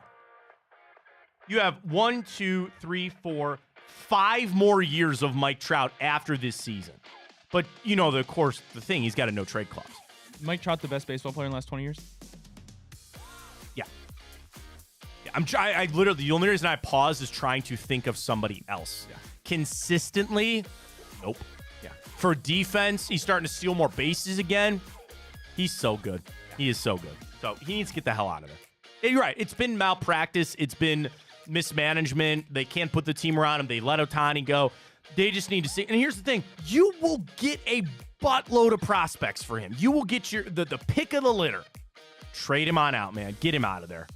And I think there's a point where baseball, they need him out of there too. You want to see Mike Trout in the playoffs, don't you? Yeah. You want to see him. And LA is a marquee market, not for the Angels, though. Get him out of there. Get him to somewhere else. I think we all need to see that. All right, Matt, one last one here for the morning update. It is the story that keeps on giving. Apparently now in the Shohei Ohtani, Ibe Mizahara case. Yes. So it seems that now a series of $500,000 payments of Ibe Mizahara from Shohei Ohtani's bank account were sent to an illegal bookmaking operation that were forwarded to California and Las Vegas casinos, where the money was deposited in gambling accounts, converted to playing chips, and later cashed out to pay the bookie. That is money laundering. If you've watched Breaking Bad, one of the things they brought up before they bought the car wash was money laundering it through the casino. Actually, a better idea would be, did you watch Ozark? I did watch. Yes, oh that's my exactly God, what a it is. good show, by the way. Exactly what they did. They created a casino to wash the money. Now, apparently, too, also off of that, they got like 10 people on federal charge. Like, this was a big sting operation. This is a big, like, racketeering type thing that they took down on that. What happens with Ohtani? I want to believe that he didn't have anything to do with it. I don't really believe that. But baseball, I think they're going to let it they just want this story to go. They just want him to go to jail. Talking about Mizarra. They want him to go to jail. Let's be quiet on down, and you just get away from this with Shohei Ohtani and let him play it on out. We'll see how it goes. All right, a huge week in sports, the Kentucky Derby around the corner. To talk about it, because there could be some Cleveland flair. We bring in Ken Miles, big play. Ken, I love when there's big things like this, when we can somehow get a Cleveland tie to it. Now, the thing is, at this point, there isn't one. Ken Miles joining us. Ken, tell everybody about your horse and where you guys stand getting into and the potential that we'll see your horse this weekend at the Kentucky Derby. Well, hey, Matt, great to see you. And yeah, it's one of the most exciting weeks of the year from a horse racing perspective. And I would love to tell you that I've got great news and a Cleveland connection, but unfortunately, that's not going to happen. Our horse Sees the Gray came so darn close. Do we have the picture, Ryan? I got it. Ken, we're showing people the picture right now. What is that, 6 inches? Oh, 6 literally inches. A horse's nose. You guys lost out on the Derby. Yeah. So for those people that aren't aware, and many people aren't, the Kentucky Derby, the Preakness, and the Belmont Stakes are only for 3-year-olds. So you only get one shot. So for all my friends and family that say, "Oh, you could do better next year," this is what was our one shot for Seize the Gray. And just to put it in perspective on how hard it is to get in the Derby, there's 35,000 3-year-olds vying, thoroughbreds around the world vying to be in the Kentucky Derby. And the way it works is you start your racing career usually as you're a 2-year-old horse. And then based on how you do, you start racking up points towards the Kentucky Derby. When you're good enough, you get in races that get you points towards the Kentucky Derby. The top 20 horses in points as of the really third week in April then qualify for the Derby. And some of those races, if you finish first or second, regardless of your point position, you're in. So the picture that you're showing was a race where we were in, where first and second automatically gets you in the Derby. And we finished a nose out of second in third place. We ended up on the point list number 23rd. And that actually, when they did the post position draw last Saturday, there's 20 horses in the field and 3 what they call also eligibles. And we were 23rd on the list, so we were also eligible. But we have to make a decision. If we stay on the also eligible list, we may not run at all. But if we wanted to, because we're that good of a horse, we could be on the Derby card. So our trainer, Dwayne Lucas, and us got together and decided we will take ourselves out of contention for the Derby, also ran, and we're running in what's called the Pat Day Mile. It's a very big race. It's a grade 2. It'll also be on NBC at around, I think at post time's about 4:15, 4:30. So yeah, we got a Cleveland connection. We'll still see him, and we'll still see him on Saturday, which is great. Ken, it's so interesting when you talk about the point. I want to, how many races? Like, so for Seize the Gray, who just missed out, because the other thing you and I were talking about, you guys would have needed 3 horses to drop out for you to get in. Right. That's probably a really tough ask. How many races would it take for Seize the Gray? Like, how many has he had to even get in this position to potentially make it?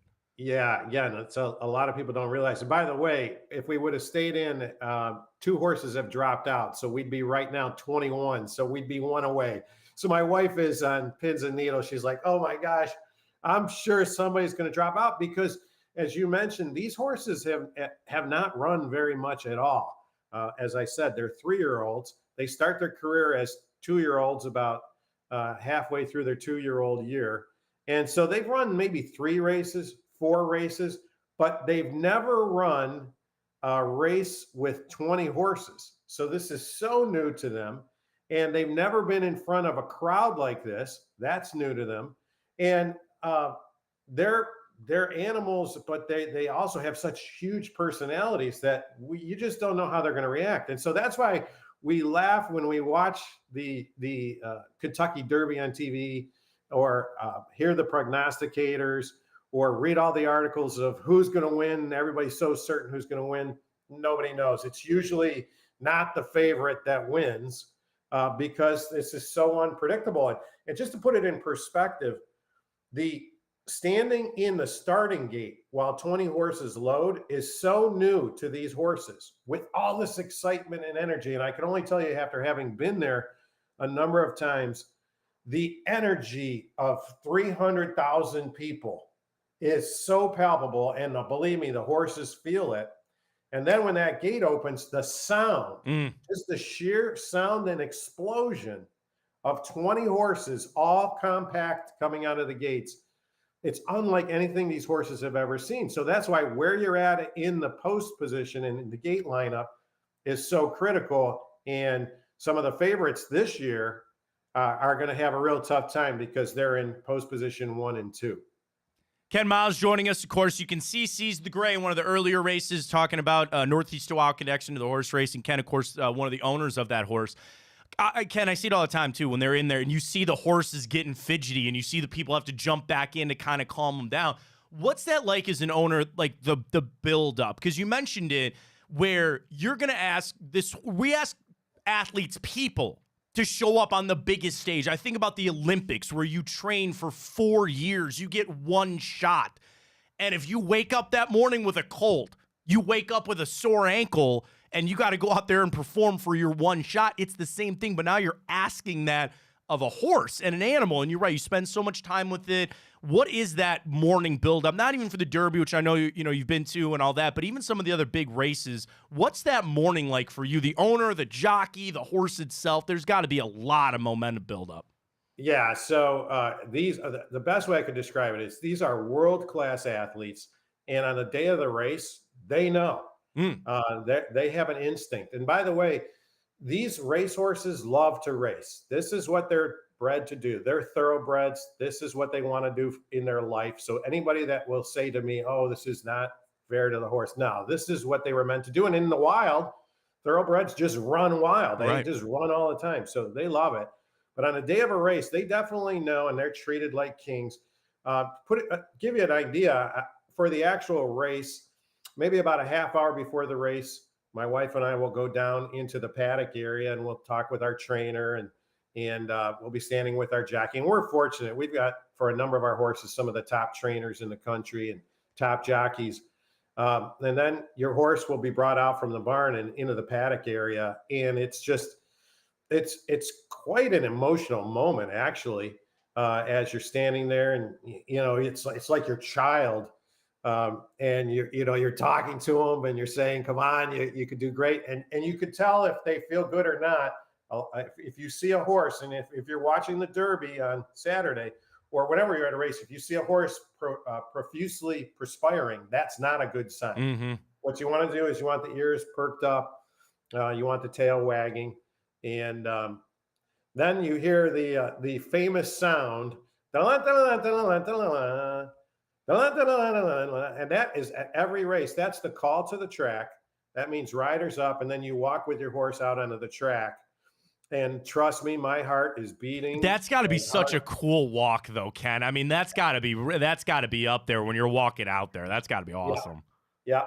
So then you get to the track, and that's when you start feeling the emotion of the crowd, because when you come, it varies from track to track, but when you actually get to the dirt surface of the track, the owners peel off and the trainer peels off, and then the horse starts his parade around the track to the starting gate. Now, when you get to the starting gate, again, depending upon how many horses and where you're at will dictate how long you're standing in the starting gate. I suppose maybe I don't know if I'm giving away any secrets here. Oh, I'm going to ask you in a little bit for some of your inside stuff for the betting, but to your point, you don't want to be in the gate long, right? No. So, but here's what our jockeys do.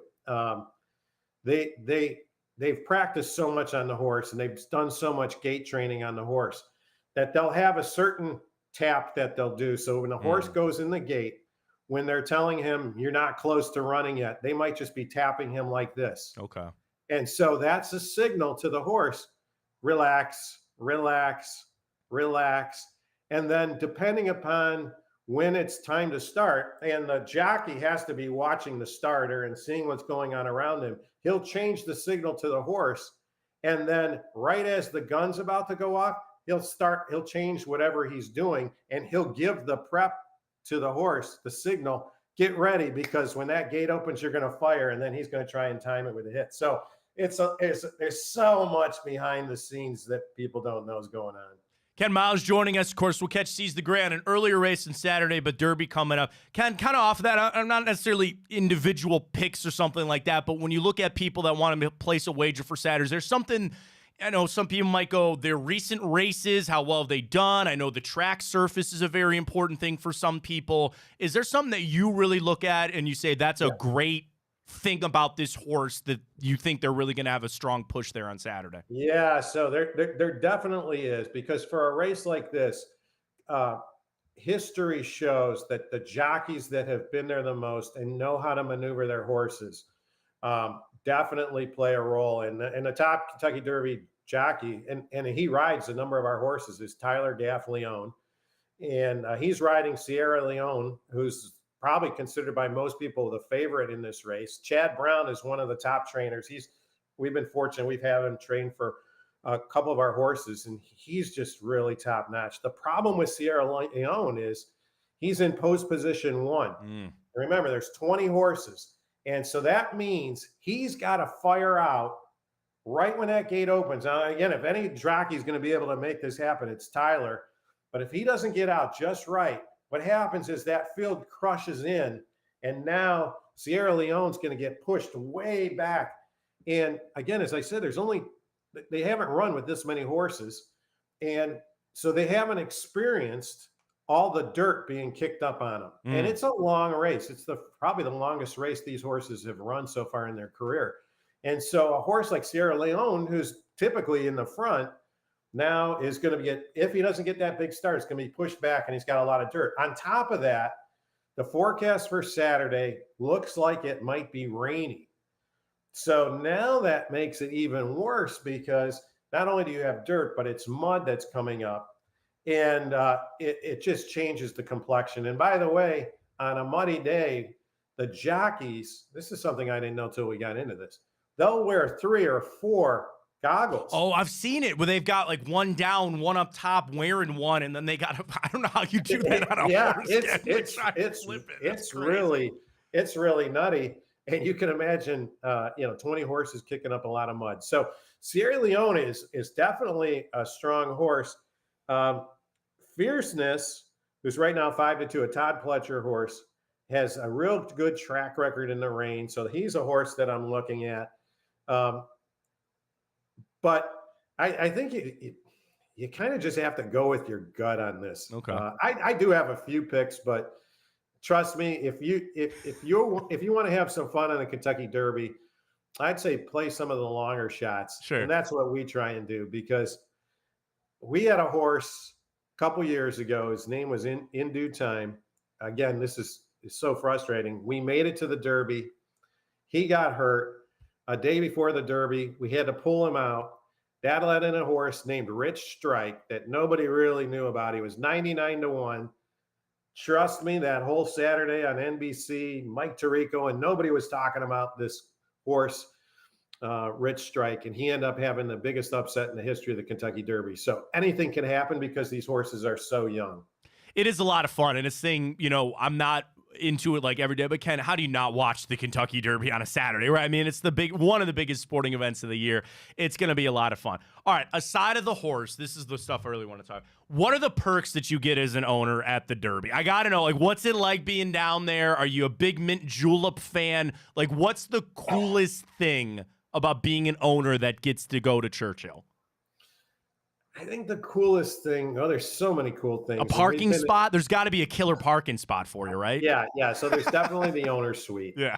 And so you're in a very select crowd of people. And of course you see all the top trainers. And I've been fortunate. We've been in some big races where you've got the cameras and NBC Sports following you around and asking you for the interviews and those types of things. But I think the coolest thing about the Kentucky Derby as an owner is, unlike other races where the paddock is right underneath the stands, and that's where you usually meet your horse, the tradition for the Kentucky Derby is you go to the back barns and then you walk with your horse on the track in front of the crowd to the paddock area where they actually get their saddles on. And so for those people that are watching on Saturday, that's usually about a half hour before the race itself.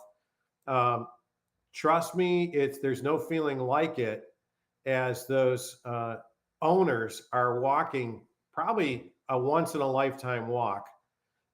Because if your horse wins the Kentucky Derby, first of all, that puts you in such rarefied air, but and the amount of money you win is spectacular. But many of those horses go on to be stallions, and the stallion fee for being a horse that's actually a stud. And by the way, in thoroughbred racing, there's no artificial insemination, so you have to be able to physically mount a mare. Not every one of those horses that win can do it, but if you can get to that point, the amount of money is insane. Probably somewhere in upwards $50 million in stud fee a year for about 10 years. And like you said, 35,000 horses, down to 20, down to 20. What a ride it's been. Ken, I want to ask Cavs, big win for them last night. I feel good about them, Ken. I think they're going to be able to close this series out, right? Well, I'll tell you what, as long as Evan Mobley just keeps playing great defense. Yeah. That was a block. It was spectacular. But, there's nothing. I love sports and I love all my Cleveland teams, but there's nothing like the the most exciting 2 minutes in sports. And if you've got a horse when they're yelling and down the stretch they come, and you're one of those horses, it's man, gotta be something. you're about ready to pass out. Well, Ken, really appreciate you coming on. Again, we'll see Seize the Gray because he'll be out there on Saturday. We'll be rooting for him, but we'll be watching the Derby. Ken, enjoy the hell out of the weekend. I know it's going to be a lot of fun. Appreciate you coming on. We'll talk to you soon, all right? All right, thanks, man. There he goes, Ken Miles. Dude, I can't even imagine how cool that must be. Like, to be walking out, like he said, it's almost like your child. You're walking, you put so much time, effort, money, all these things into this horse, and you get to go out there in front of everybody with the hats, with the mint julep, with all that. Like, dude, that's got to be so cool. Okay, that's gotta so be awesome. explain to me, because I'm not literate in horses. Sure. What's a mint julep?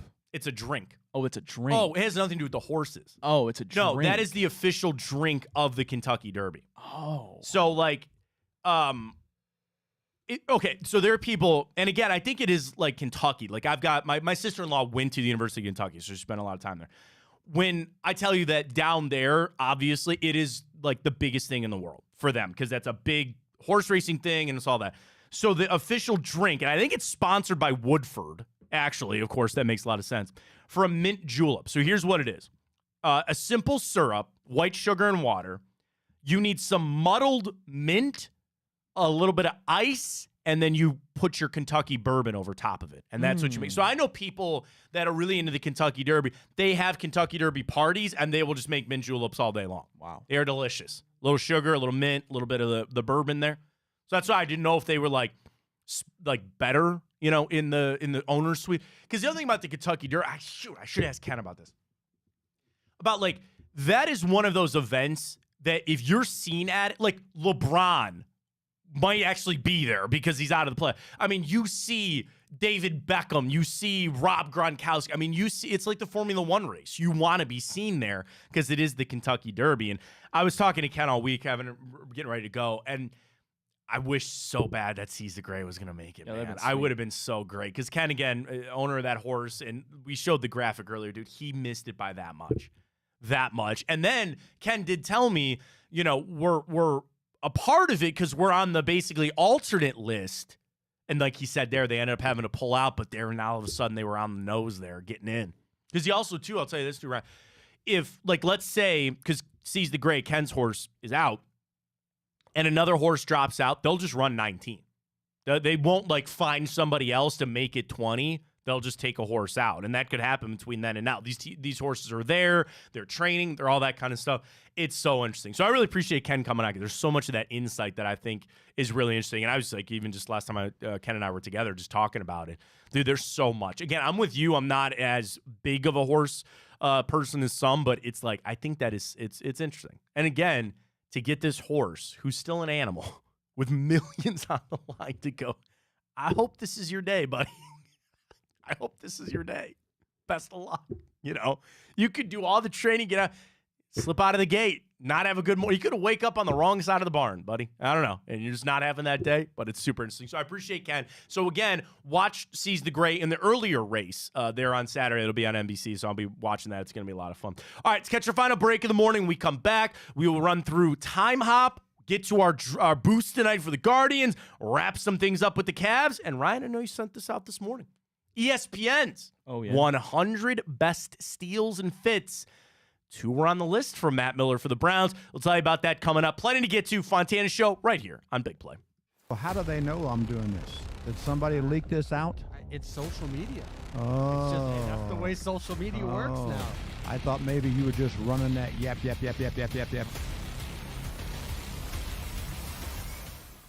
Welcome to Big Play, a sports media team that started back in 2014, and now we're not in a garage. Look at us, incorporating some of Cleveland's favorite sports personalities, bringing you fun and compelling content from downtown Cleveland. Coming to you live from the shores of Lake Erie and Burke Lakefront Airport, join Team Big Play for all the best sports talk in Ohio. Check us out on social media at Big Play, bringing you fun and compelling content from downtown Cleveland. Anthony Schlegel, just how physical he was. You saw the girth and the power and everything he was bringing to the table, especially when he was a nice beefy 255 playing middle linebacker. We were called soft last year. You don't want to be soft, especially when you come to the playoffs. So that's going to be a process throughout this season of establishing us as a harder team here in the How does an Ohioan build the perfect parlay? Who's got something? Big guys looking for long odds. The kids in Columbus are covering better than anyone. And at even odds. If it's even, I'm leaving. Listen, our championship DVD starts today. All right? Dude, I just got an invite to a Cincy playoff watch party. Shut up. Cincy, State, Cleveland, the perfect parlay. I'm a genius. For the best odds on Ohio sports, bet with your cojones. It is Spanish, dummy. Bet with Typical Sportsbook. I don't buy into this nonsense, this conspiracy nonsense that he's got his money and he's dogging it. That's ridiculous.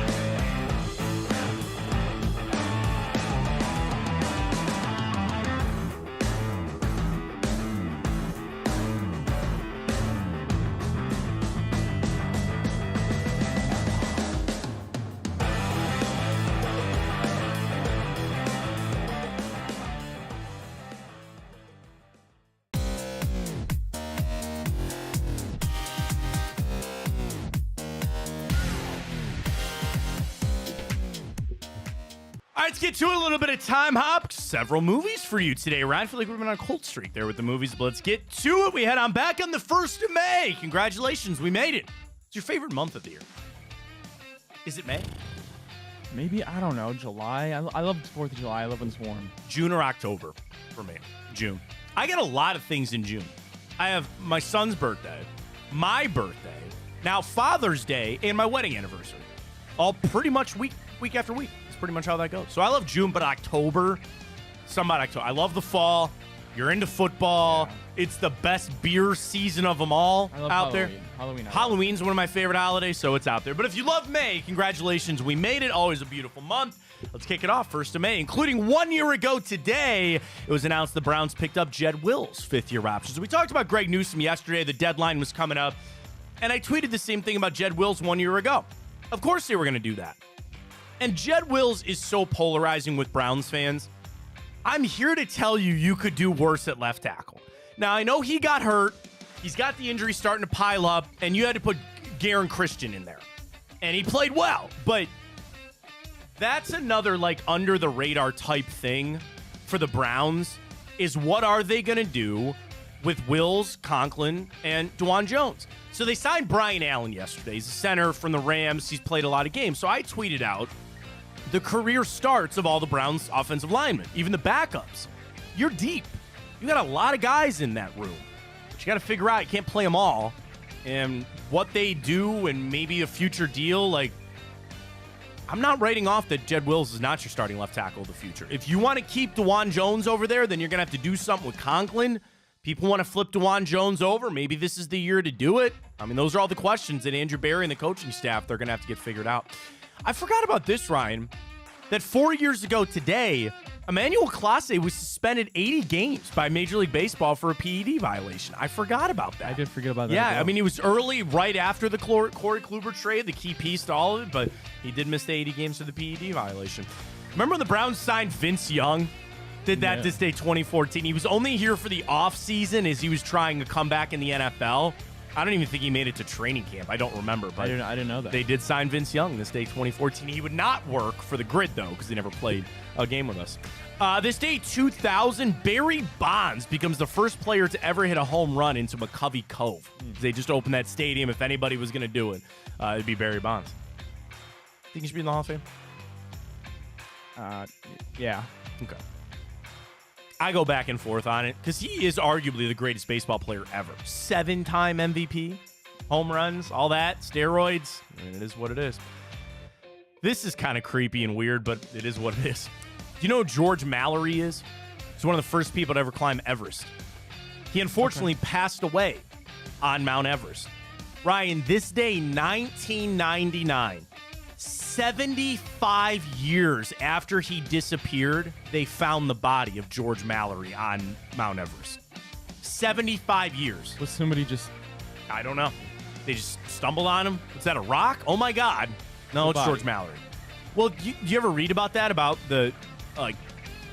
when people die, they just leave them up there. There's nothing they can do. And there's a big push about Mount Everest, about there's just trash and garbage and human feces up and down Mount Everest. Because you ever see the line? There's literally a line of people waiting to get to the top, to put their little flag on it and then to go back down.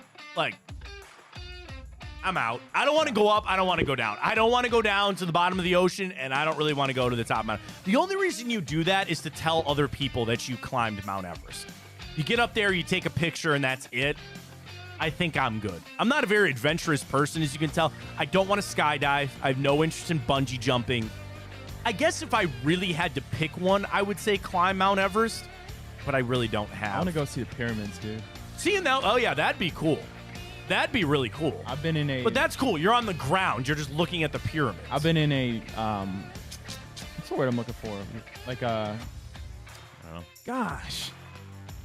When you get really into something, you're not a wormhole, Yeah, you fall down a rabbit hole. Rabbit hole. You fall down a rabbit hole. Rabbit hole. I've been in a rabbit hole. Oh. Of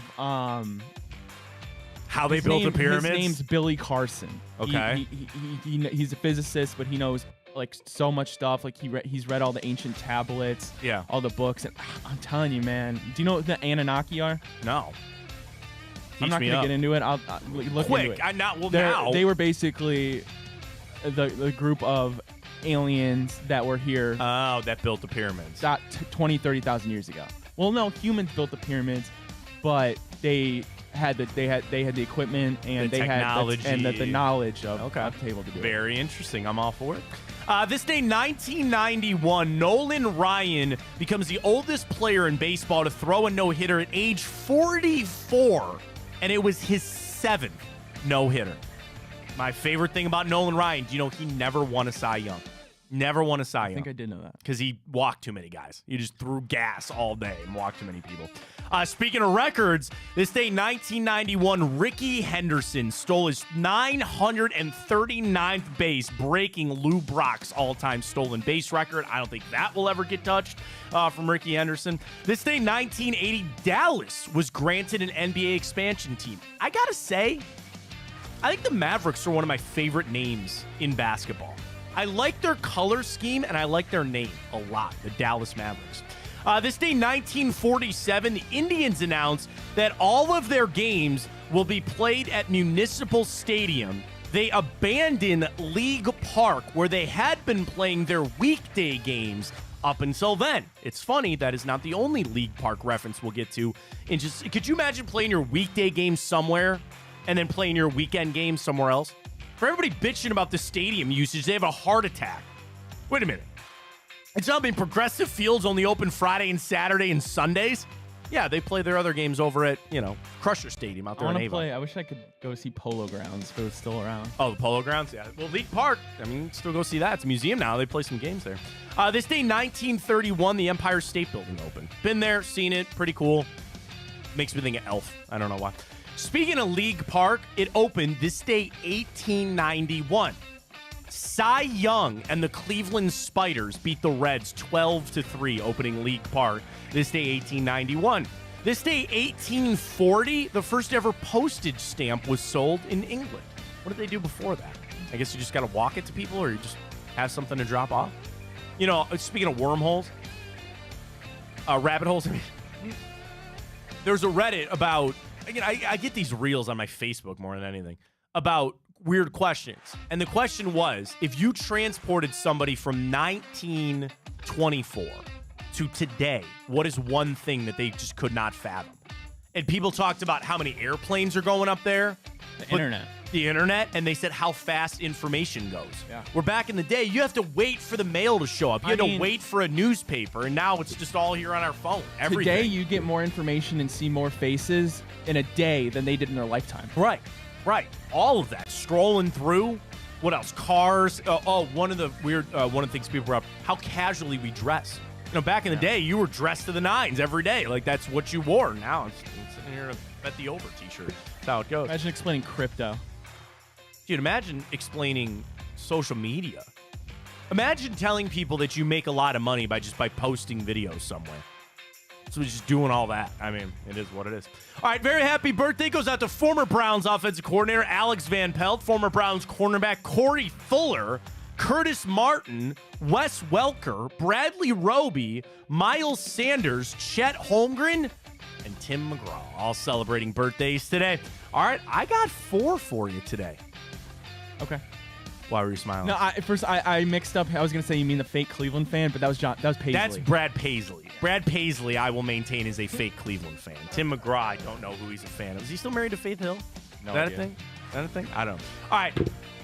Who's married to Nicole Kidman? Is that Tim McGraw? Dude, I don't know.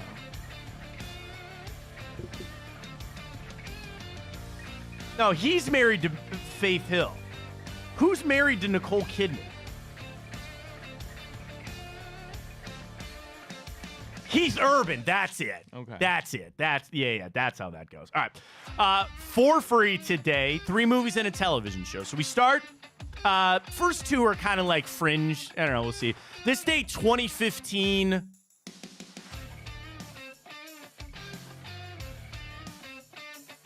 Superhero team-up movie, and they fight a robot. Age of Ultron? That is correct. One of my favorite Avengers I movies. have said this for years.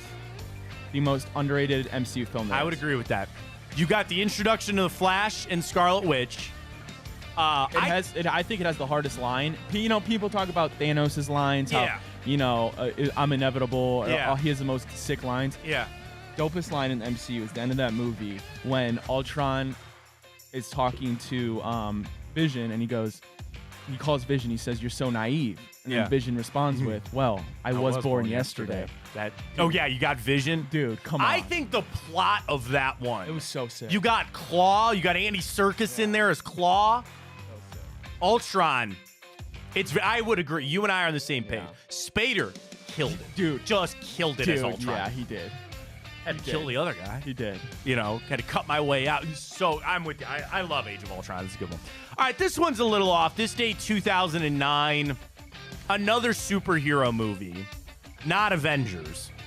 But this character all of a sudden now has ties to the Avengers because he is in a new movie that's coming out in just a couple of months.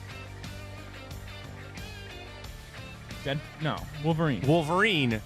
X-Men. Origins. Not bad. You got your first Deadpool. Yeah. Right. Weird. Yeah. Not great. Not great. I was happy you got Gambit. I've been waiting every single year I like for Lee Gambit. Shriver as Sabretooth was good. He was really good. Yeah, he was better than the other guy. Tyler me. But you got your Gambit. That's all I kind of asked for. But you got the other guys, the Blob, and who did Will.i.am play? John, the teleporting guy. But anyway, not bad. Not bad. I thought it was all right. X-Men Origins this day, 2009. All right, these next 2 I really think you should get. Debuted this a 1999 television show. And Ryan, I will actually never forget the Saturday morning that I got home from PSR and turned on this TV show that has spawned millions of dollars, one of the biggest animated franchises of all time. And it started with a little short called The Reef Blower. It was an animated show, you said. The Reef Blower. The Reef Blower was an animated short in this one. Also, the first episode featured the main character going to get his job. Oh, yeah, okay, that's what I thought. SpongeBob? SpongeBob is correct. Okay. I swear to God, I never forget that day. That's how old I am, but I remember watching SpongeBob. It was the episode that he meets the 2, because you know how they do like 2 in a show or whatever? Yeah.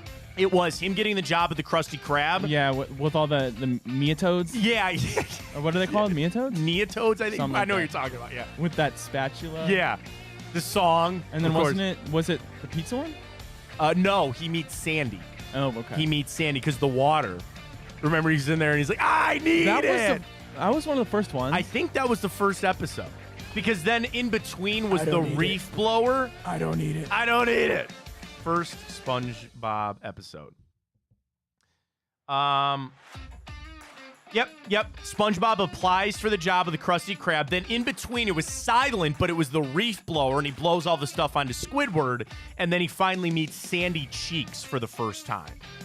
Because also he I'm ready. But everybody thought that'd be a big part of SpongeBob. They kind of abandoned it, but he runs out like, I'm ready. And then he gets the job of the Krusty Krab. That's right, the very first one. This day, 1909. All right, we wrap it up. We go all the way back to 1941. A film that is regarded as one of the greatest films ever made. Citizen Kane? That is correct. Killed it today, Ryan.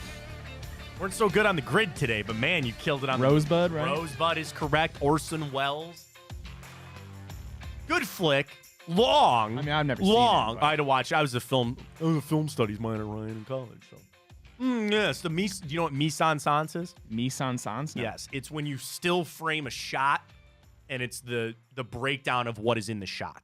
Mise en scène. Yeah, that's what it's called. And then also, whenever we watch a movie, the screen is always divided into thirds. So third, and then that's how you frame the shot. And Orson Welles, he did weird camera angles. The thing about Orson Welles was he did a War of the Worlds on the radio. People thought we were actually getting invaded by aliens. Bruh. Could you imagine that? Like, how cool that must have been to sit down and just listen to listen to the radio, radio shorts and things like that. And he did it, and people thought we were actually getting invaded by aliens. Well, speaking of short, Jose Altuve plays us tonight, and we have a little booth. Screw you guys! Man, do I hate the Astros. God, do I hate the Astros. Get it tonight. Little McKenzie, little Naylor. Well, we had to switch it up a little bit. Oh, we did? There were some issues with the prop. So, well, tell me what it's the same thing mostly, but we're doing Jose Ramirez, 2 bases. Okay, not Naylor. Naylor. We're still on McKenzie strikeouts, though? McKenzie over 5.5 strikeouts. All right. Jose Ramirez over 1.5 total bases. That's a double, baby. And Guardians plus 1.5. All right, let's get it done. That's Come on. boosted up to plus 698. Whoa! All right, can I let everybody behind the curtain? I have been colder than my iced coffee this morning, Ryan. These are the ones, though, that set us up. You know what I mean? Yeah. Because, I run a lot of parlays, buddy. And I'm just going to call it for what it is. I need this one to hit. We need this one to hit bad. So, boosts, here we are. And I will be putting a 10 spot on this. $79. Buddy, I need it. I do, too. I need it bad in my Tipico account. Right there. Fontana 150 gets signed up for all you new customers out there. You deposit $150, you will get 2 $75 protected bets, a total of $150 in protected bets when you deposit $150 for new customers with code Fontana150. Terms and conditions apply. If you have a gambling problem, please call 1-800-GAMBLER. Check out the cashback parlays and the boost for tonight. You want to run through the NBA games very quickly for tonight? I forgot about that. All right, so we start Tipico Sports, basketball. Dude, the interface is just so easy. I love it.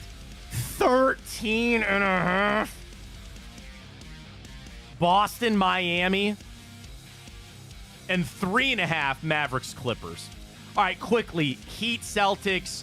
Heat coming in just 2-4 against the spread. Their last 6 games against Boston, 1-6 straight up in their last 7. Miami is 6-2 against the spread, though. Their last 8 games on the road against Boston. For the Celtics, 4-1-1 against the spread. Their last 6, 16-2 straight up in their last 18 games at home. That's too big, buddy. I got to take the Heat plus the points. I got to take them. Sounds good to me. All right, Mavericks, Clippers. This game's going to be a lot of fun.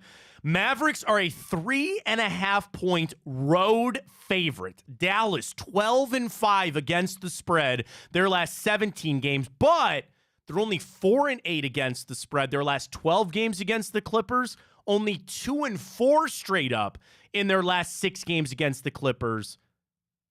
I think I'm going to roll LA, but the thing is, the Clips are only 2-5 against the spread their last 7 games, 2-5 straight up. The Clippers are only 1-5 against the spread their last 6 games at home. Clippers. I'm going to take 2 dogs, man. I'm going to take the Clippers. I might take the Clippers outright plus 135. Heat plus 13.5. I'm going to put $5 on that. All right, I'm in. Bet with Tipico. Use that code Fontana150 when you get signed up. All right, Wednesday here on Big Play, we will have Bruce Drennan later today with a little bit of bonus time. You're going to talk. You got horse racing lined up with Bruce? You know I think he wants to do a little bit. Bruce is all into that, so he'll join a little bit later as well on Big Play. We had Josh Murray Cribbs last night, Enter the Jungle, James Rapine and crew. We got it all for you on Big Play. Low night tonight for us. Just get the Guardians done, watch a little bit of NBA basketball, and be back tomorrow at 9 a.m. for the same time, same channel, gearing up for Friday with more of the Cavs. Appreciate everybody joining us. Been a great week for us. Off to a slow start on Monday, but we're back. Appreciate everybody joining us as always. Follow us, Twitter, Instagram, Facebook, YouTube. What have I mentioned? Oh, Twitter, Instagram, YouTube, Twitch. Matt Fontana Show. That's where you need to follow us across all those platforms. We'll talk to you tomorrow. For Ryan Tyler, I'm Matt Fontana. As always, take it easy.